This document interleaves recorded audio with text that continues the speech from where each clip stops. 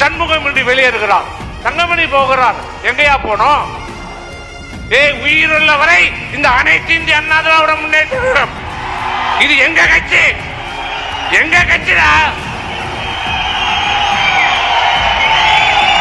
இது. அண்ணா திமுக தொண்டர்கள் நிரம்பிய கட்சி, தொண்டர்களால் தொடங்கப்பட்ட கட்சி, தொண்டர்களுக்காக செயல்படுகிற ஒரு இயக்கம்.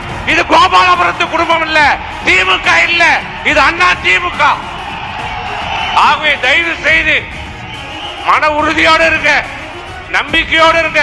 உங்கள் தைரியம், உங்க மன உறுதிதான் அண்ணா திமுகவை எடப்பாடியார் 2024 மீண்டும் தமிழ்நாட்டுடைய முதலமைச்சராக நாம் அமர வைக்க வேண்டும் என்பதை கூறி விடைபெறுகிறேன். நன்றி, வணக்கம்.